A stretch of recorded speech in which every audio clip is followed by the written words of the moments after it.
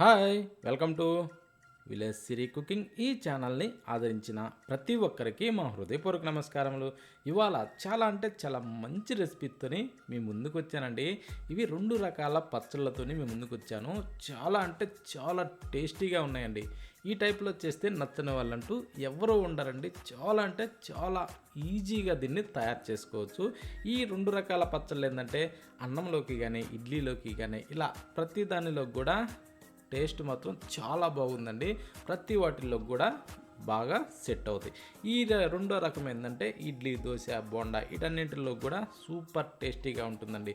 Store చేసి పెట్టుకుంటే 2-3 రోజులైనా కూడా ఎక్కడికి పోదు, అంత బాగుంది. వాటిని ఎలా చేయాలో, ఎలా చేస్తే అంత మంచి రుచి వస్తుందో చూసేద్దాం. ఫస్ట్ ఒకదాని గురించి ఏంటంటే ఒక 6 టమోటాలు తీసుకునేసి వాటిని శుభ్రంగా కడుక్కోవాలండి. కడిగిన తర్వాత ఈ టైప్లో 2 భాగాలుగా చేసుకోవాలి. అంటే ఒక టమోటాని 2 భాగాలుగా చేసుకునేసి ఆ తర్వాత ఈ తొడిం వైపు ఉన్న ఈ గడ్డని తీసేసుకోవాలి.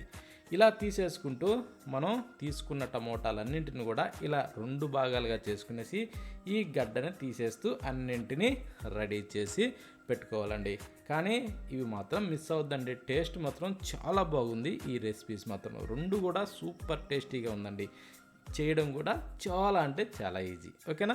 ఇప్పుడు ఈ కట్ చేసిన ఈ టమోటాలని ఒక ప్లేట్లో అయితే వేసుకోవాలి. చూడండి, ఈ టైప్లో రెడీ చేసి ఇప్పుడు వీటిని తీసుకునేసి స్టవ్ మీద ఒక ప్యాన్ పెట్టుకొని దాంట్లో 1 టేబుల్ స్పూన్ ఆయిల్ వేసుకోవాలండి. ఆయిల్ వేసిన తర్వాత దాన్ని కొంచెం వేడెక్కనిచ్చేసి ఆ తర్వాత ఇప్పుడు మనం కట్ చేసి రెడీ చేసి పెట్టుకున్న ఈ టమోటాలు ఏటి ఉన్నాయో ఈ టమోటాలని ఇలా ఒక్కొక్కటిగా తీసుకునేసి ఇలా బోర్లా పెట్టుకోవాలండి. అంటే నూనె బాగా కాగిన తర్వాత కాకుండా కొంచెం లైట్ హీట్ మీద ఉన్నప్పుడే వీటిని ఇలా పెట్టేసుకోవాలి. ఎందుకంటే మనం చేయి పెట్టి ఇలా నిదానంగా పెట్టుకుంటాం కాబట్టి కొంచెం లైట్ హీట్ మీద ఉన్నప్పుడే ఇవన్నింటిని ఈ టైప్లో సెట్ చేసుకోవాలి. అప్పుడేమవుద్దంటే వేగటానికి చాలా ఈజీగా ఉంటుందండి. ఇప్పుడు పొట్టు తీసిన వెల్లుల్లి రెమ్మలండి. ఓకేనా? ఈ వెల్లుల్లి రెమ్మలకి మీద ఈ పొట్టు తీసేసుకునేసి ఆ వెల్లుల్లి రెమ్మలు దాంట్లో వేసి 1 టేబుల్ స్పూన్ సాల్ట్ మీదకించి అలా చల్లేసుకుందాం. ఈ సాల్ట్ చల్లడం వల్ల ఏంటంటే ఈ టమోటాలు తొందరగా మెత్తబడతాయి. అందుకోసం అనేసి ఇలా మూత పెట్టుకునేసి ఈ టైప్లో వేగనిచ్చుకొని అంటే కిందకి మీదకి తిరిగేసుకుంటూ ఈ విధంగా వీటిని మనం బాగా ఫ్రై చేసుకోవాలి. దానికి ఎంత సమయం పడుతుందంటే ఒక 4 నుంచి 6 నిమిషాలు అంత సమయం పడుతుంది. మంట మాత్రం హైలో ఉండొద్దండి. కొంచెం సిమ్లో లేదా మీడియంలో ఇలా అడ్జస్ట్ చేసుకుంటూ ఈ టైప్లో తిరగేసుకుంటూ మనం వీటిని ఫ్రై చేసుకోవాలి.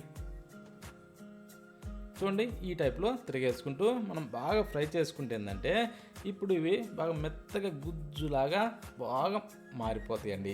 అందుకోసం అనేసి ఇలా తిరిగేసుకుంటూనే ఈ తిరిగేసేటప్పుడు సిమ్లో పెట్టుకుంటూ మళ్ళీ మూత పెట్టినప్పుడు మీడియంలో పెట్టుకుంటూ మంటని ఆ టైప్లో అడ్జస్ట్ చేసుకుంటూ మనం వీటిని బాగా ఫ్రై చేసుకోవాలి. ఇవి బాగా ఉడికింది మనకి ఎలా తెలుస్తుందంటే బాగా ఫ్రై అయింది అంటే కొంచెం గుజ్జులాగా మారి ఈ మీద ఉన్న తోలు సింపుల్గా అలా అనగానే ఇలా ఊడొచ్చేస్తుందండి. చూడండి, ఈ టైప్లో ఈ తొక్కని తీసేసుకోవాలి. ఈ టమోటాల మీద ఉండే ఈ తొక్కని. ఓకేనా? చూడండి ఎంత సింపుల్గా వచ్చేస్తుందో ఆ టైప్ మనం ఫ్రై చేసుకోవాలి. మళ్ళీ అడుగు మాడకుండా కూడా చూసుకోవాలండి. అందుకోసం అనేసి మధ్యలో అలా కదిలించుకుంటూ తిరిగేసుకుంటూ వీటిని కానీ మనం ఈ టైప్లో మంచి కలర్ వచ్చేదాకా ఫ్రై చేసామంటే ఆ పచ్చడి టేస్ట్ ఉంటుందండి. సూపర్గా ఉంటుంది. ఇప్పుడు స్టవ్ ఆఫ్ చేసేసి వాటిని కొంచెం చల్లారనిచ్చి ఒక బౌల్ తీసుకొని ఆ బౌల్లో ఈ పచ్చడిని అంటే పచ్చడి కోసం రెడీ చేసిన ఈ టమోటాలన్నింటినీ దాంట్లో వేసేసుకోవాలి. వేసిన తర్వాత దాంట్లో 1 టేబుల్ స్పూను కారం వేసుకొనేసి ఆ తర్వాత చిటికెడు సాల్ట్ వేసుకుందామండి. అంటే రుచికి సరిపడా. ఇందాక ఆల్రెడీ టమోటాలలో వేసున్నాం సాల్ట్ కాబట్టి ఇప్పుడు మనం చూసుకొని దాన్ని బట్టి సాల్ట్ వేసుకోవాలి. సాల్ట్ వేసి ఇలా మెత్తగా పిసికేయాలండి చేత్తోనే. ఎందుకంటే ఇలా పిసికితే టేస్ట్ సూపర్గా ఉంటుందండి. చాలామందికి తెలియదు. ఇలా పిసకటం వల్ల రుచి అధికంగా వస్తుంది. అందుకోసం అనేసి ఒకసారి ట్రై చేయండి. ఈ టైప్లో గుజ్జుగా పిసికేసుకోవాలి చేత్తోని. పిసికిన తర్వాత ఇప్పుడు ఒక పెద్ద సైజు ఉల్లిగడ్డను తీసుకునేసి చిన్న ముక్కలుగా కట్ చేసి దాంట్లో వేసేసుకోవాలి. చిన్న అయితే 2, పెద్ద అయితే 1. అది ఇంకా మన ఇష్టం అండి. ఆనియన్ ప్రియులకైతేనేమో ఇంకా కాస్త ఎక్కువ వేసుకున్నా కూడా ఇబ్బంది లేదు. ఇప్పుడు ఆ ఆనియన్ కూడా ఈ ఉల్లిపాయ ముక్కలను కూడా ఇలా దీంతో ఒకటి పిసికేసుకునేసి ఆ తర్వాత ఆఖరణ కొత్తిమీరని వేసుకోవాలి. ఆ కొత్తిమీర కూడా కొంచెం ఎక్కువ తక్కువ అయినా కూడా ఇబ్బంది లేదండి, అది కూడా మంచి స్మెల్ వస్తుంది. వీటితో ఒకటి మనం ఇలా చేతితో పిసుకుతాం చూడండి, ఆ కొత్తిమీర వాసన కూడా చాలా బాగుంటుంది. ఓకేనా, ఇంతేనండి. చూడండి ఇంత సింపుల్గా దీన్ని తయారు చేసుకోవచ్చు. దీనిలో లేట్ ఏంటంటే ఖాళీ ఆ టమోటాలని కొంచెం ఫ్రై చేసుకోవడమే, కానీ చేయడం ఎంత ఈజీగా చూసారా. టేస్ట్ మాత్రం సూపర్ ఉంటుందండి.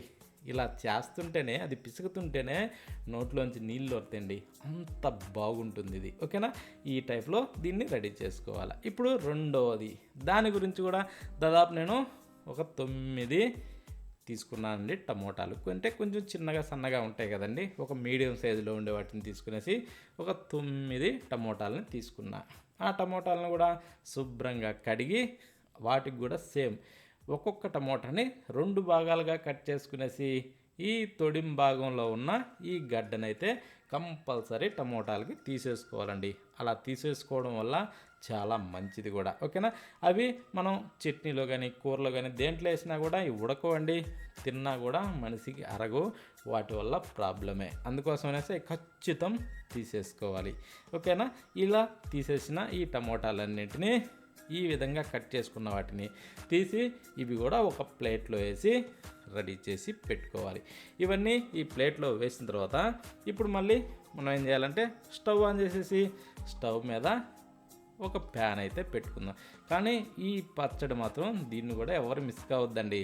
ఇది కూడా చట్నీలోకి ఎంత బాగుంటుందండి. చట్నీ చేస్తే ఇడ్లీ దోశ వాటిల్లోకి చాలా అంటే చాలా బాగుంటుంది, అందుకనే మిస్ కావద్దు.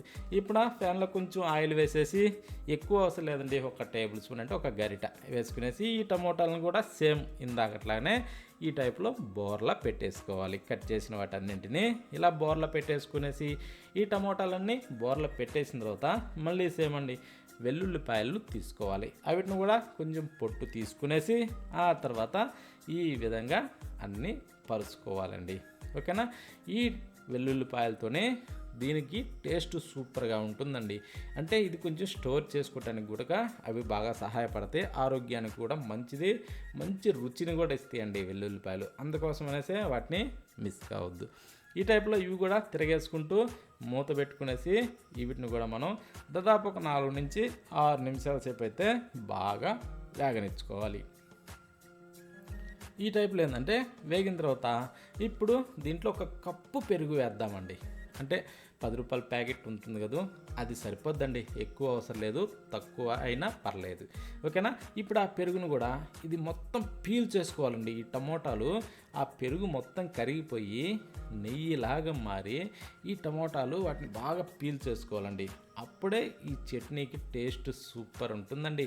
ఈ టైప్లో వీటిని బాగా వేగనిచ్చుకునేసి ఇప్పుడు స్టవ్ ఆఫ్ చేసి వాటిని చల్లారనిచ్చి ఆ తర్వాత మనం ఈ టమోటాలు అంటే ఫ్రై చేసిన వాటిని అన్నిటినీ ఒక మిక్సీ జారీ తీసుకునేసి ఆ మిక్సీ జారీలో వేసేసుకోవాలి. వేసిన తర్వాత 1 టేబుల్ స్పూను సాల్ట్ వేసి మరొక టేబుల్ స్పూను కారం వేసుకోవాలి.